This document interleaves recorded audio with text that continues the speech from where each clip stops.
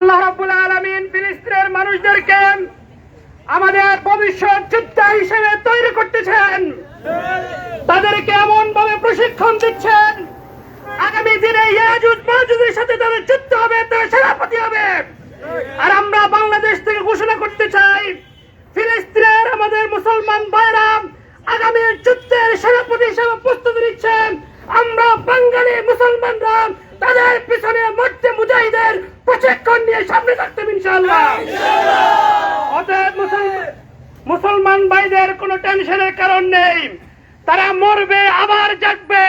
রাসূলুল্লাহ সাল্লাল্লাহু আলাইহি ওয়াসাল্লাম বলছেন, যুদ্ধের ময়দানে আমার মন চায় একবার শহীদ হই, আবার জিন্দা হই, আবার শহীদ হই, আবার জিন্দা হই, এটা আফসোসের কিছু নেই। অতএব এখান থেকে শিক্ষা নিতে হবে। আপনারা দেখবেন আমাদের ফিলিস্তিনের মা বোনরা তাদের সন্তান হারায়, তারা দুঃখিত হয়, আবার জাগ্রত হয়ে জালিমদের বিরুদ্ধে লড়াইয়ের জন্য ঘোষণা দেয়। অতএব আমাদের হারানোর কিছু নেই। দুনিয়ার সংকীর্ণ সময়ে আমরা যুদ্ধের প্রস্তুতি নিয়ে সামনে এগিয়ে যাবো ইনশাআল্লাহ। আগামীর দাজ্জালের ফিতনার মোকাবেলায় তারা সেনাপতি হবে, আমরা সৈনিক হিসেবে তাদের পিছনে থাকবো ইনশাআল্লাহ। অতএব আগামীর দিনের যুদ্ধ হিসেবে আপনাদেরকে এখন থেকে প্রস্তুতি নিয়ে সামনে এগিয়ে যেতে হবে। আল্লাহ রাব্বুল আলামিন আমাদের সবাইকে তৌফিক দান করুন। এ পর্যায়ে বক্তব্য রাখার জন্য আহ্বান জানাচ্ছি ইসলামী আন্দোলন বাংলাদেশ নোয়াখালী উত্তর জেলা শাখার অর্থ প্রকাশনা সম্পাদক ডাক্তার মোহাম্মদ সাদ্দাম হুসাইন। আলহামদুলিল্লাহ, ইসলামী ছাত্র আন্দোলন বাংলাদেশ নোয়াখালী উত্তর জেলা শাখার উদ্যোগে আয়োজিত ফিলিস্তিনের মুসলমানদের উপর বর্বরচিত হামলা এবং ভারতের নাগপুরের মুসলিম নিধনের প্রতিবাদে আজকের বিক্ষোভ পরবর্তী সমাবেশের সহযোদ্ধা সভাপতি, উপস্থিত দায়িত্বশীল বিন্দু, সর্বস্তরের তৌহিদি জনতা, আমরা মুসলমান, সারা দুনিয়ার মুসলমান একটা দেহের মতো। বিশ্বের যে প্রান্তে মুসলমান নির্যাতিত হয় আমাদের কলিজার মধ্যে আঘাত লাগে, কথা ঠিক কিনা? আজকে আমরা বাংলাদেশের মুসলমানরা রাজপথে নেমে এসেছি কেন আপনারা সকলেই জানেন।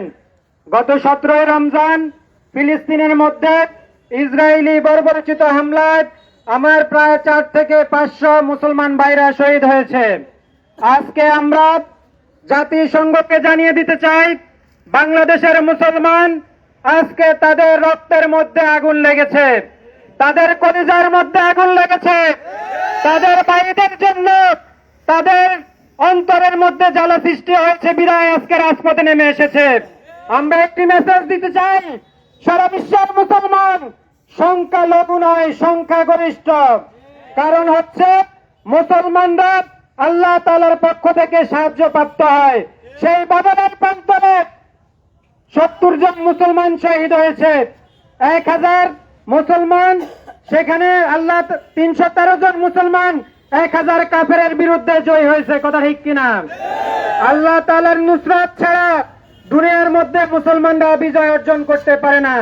কাজে আমরা হতাশ হওয়ার কোনো কারণ নেই। মুসলমানরা সংখ্যালঘু হলেও মুসলমানরা আল্লাহ তাআলার সাহায্য যখন আসবে মুসলমানরা এই দুনিয়ার মধ্যে শাসন করবে, কথা ঠিক কিনা?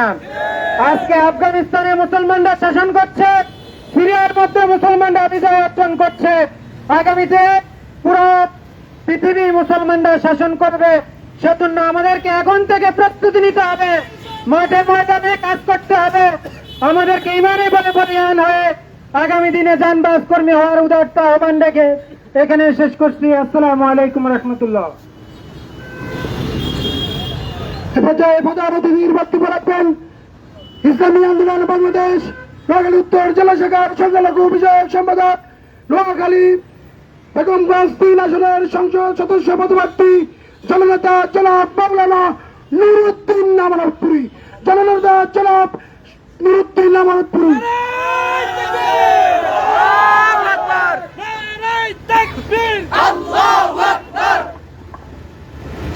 ইন্নাল হামদুলিল্লাহ আলহামদুলিল্লাহি ওয়াহদা ওয়াসসালাতু ওয়াসসালামু আলা মান লা নাবিয়্যা বা'দা, আম্মা বা'দ।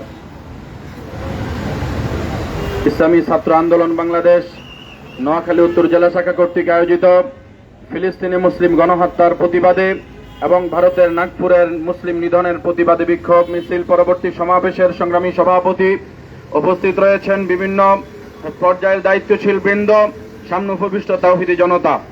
আমরা আজকে এখানে একত্রিত হয়েছি, আপনারা সকলে জানেন আমাদেরকে ইসরায়েল একটা কথা স্মরণ করিয়ে দিয়েছে, ওই বদরের ময়দানের কথা। ওই 17 রমজান ফিলিস্তিনে হামলা করে, গাজায় হামলা করে ইসরায়েল আমাদেরকে স্মরণ করে দিয়েছে বদরের জন্য আবারও প্রস্তুত হতে। কথা বলেন ঠিক না বেঠিক? আমরা এই কথা জানিয়ে দিতে চাই, তোমরা বদর দিবসে আমাদের মুসলমানদের উপরে হামলা করেছো, আবারও বিশ্বের বুকে বদর কায়েম হবে। কথা বলেন ঠিক না বেঠিক? প্রিয় তাওহীদি জনতা, আমরা স্পষ্ট ভাষায় জানিয়ে দিতে চাই, নেতানিয়াহু বলেছে এটা তাদের সবেমাত্র শুরু। আমরা বলতে চাই তোমাদের যদিও শুরু হয়, এখানেই তোমাদের শেষ হবে, তোমরা প্রস্তুত থাকো। বিশ্বের মুসলমান এক হতে যাচ্ছে, বিশ্বের মুসলমান এক হতে যাচ্ছে। হুতিরা হামলা করার জন্য তৈরি নিচ্ছে, হামলা আরম্ভ করেছে। বাংলাদেশ থেকেও জিহাদের ঘোষণা আসবে। কথা বলেন ঠিক না বেঠিক? ভারতের মোদীকে আমরা জানিয়ে দিতে চাই, আপনারা যেভাবে মুসলমানদেরকে নিধন করার জন্য চেষ্টা করছেন, মুসলমান যদি আপনাদেরকে নিধন করা আরম্ভ করে, আপনারা পালানোর জায়গা খুঁজে পাবেন না। সুতরাং মুসলমানদেরকে, সরল মুসলমানদেরকে দুর্বল ভাবলে হবে না। আমরা মুসলমান সরল, তবে আমরা দুর্বল নই। মুসলমান যেদিন জাগবে, সেদিন পুরো বিশ্বের আকাশে কালিমার পতাকা উড্ডীন করেই ছাড়বে। কথা বলেন ঠিক না বেঠিক? সুতরাং আমাদেরকে জিহাদের জন্য প্রস্তুতি নিতে হবে। আমাদের ফিলিস্তিনের মুসলমানদের এই করুণ পরিস্থিতি দেখে আমাদের কি জিহাদের মনোভাব আসে না? জিহাদ করার জন্য কারা কারা প্রস্তুত? দুই হাত তুলে আল্লাহরে দেখায় দেন। আল্লাহ আমাদের ফিলিস্তিনের মুসলমানদের মতো আমাদেরকে জিহাদের ময়দানে উত্তীর্ণ হওয়ার তৌফিক দান করেন। সকলে বলেন আমিন। প্রিয় হাজিরিন, আরেকটা কথা না বললেই নয়, আমাদের দেশে একদল মুসলমান নামধারী বিভিন্ন দলের নেতারা এখন ফিলিস্তিনের পক্ষে কথা না বলে, ইসরায়েলের বিরুদ্ধে কথা না বলে, তারা চরমনাইয়ের বিরুদ্ধে কথা বলতেছে। আমরা মির্জা আব্বাসকে জানিয়ে দিতে চাই, পীর সাহেব চরমনাইয়ের বিরুদ্ধে কথা বলার আগে আপনি একটু ভাবেন। মির্জা ফখরুল ইসলাম আলমগীরকে জিজ্ঞাসা করেন, পীর সাহেব চরমনাই আপনাদের মতো পার্টি নেতা নয়। পীর সাহেব চরমনাই বঙ্গ অভিভাবক। সুতরাং পীর সাহেব চরমনাইয়ের বিরুদ্ধে আঙ্গুল তোলার আগে একটু চিন্তা করবেন, না হলে আঙ্গুল ভেঙে দেয়া হবে। ইসলামী আন্দোলনকে, পীর সাহেব চরমনাইকে এখন আর দুর্বল ভাবার কোনো সুযোগ নাই। আমি স্পষ্ট ভাষায় জানিয়ে দিতে চাই, আপনারা কার পক্ষে কথা বলবেন, কার বিপক্ষে কথা বলবেন, আপনারা জ্ঞান হারিয়ে ফেলেছেন। রমজান মাসে আপনারা তাকওয়ার প্রশিক্ষণ নিয়ে, রমজান মাসে মিথ্যা কথা ছাড়ার প্রশিক্ষণ নেবেন, আর আপনারা ইফতার মাহফিলেই মিথ্যা কথা বলছেন। সুতরাং আমরা বলতে চাই, আপনাদের এই মিথ্যার এই বাস্তবায়ন বাংলাদেশ আর হতে দেয়া হবে না। যেমন ভাবে ন্যাশনালিজম, এটাও কিন্তু হারাম। যেমন ভাবে আপনার আমাদের জাতীয়তাবাদও হারাম এবং ধর্মনিরপেক্ষতাবাদও হারাম। আমরা কোনোটার পক্ষে নয়। মুসলমান আগামীতে ন্যাশনালিজমকেও দেখতে চায় না, ধর্মনিরপেক্ষতাবাদকেও দেখতে চায় না। মুসলমান ইসলামকে দেখতে চায়। ইসলাম কায়েমের জন্য ইসলামী আন্দোলন বাংলাদেশ সর্বাত্মক চেষ্টা করে যাচ্ছে, আন্দোলন করে যাচ্ছে, সংগ্রাম করে যাচ্ছে।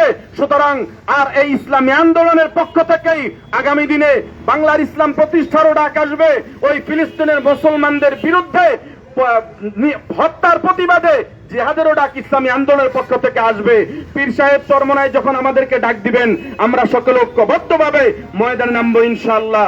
আল্লাহ আমাদের সবাইকে, আমাদের সকলের আগমনকে, আজকের আশাকে কবুল করেন।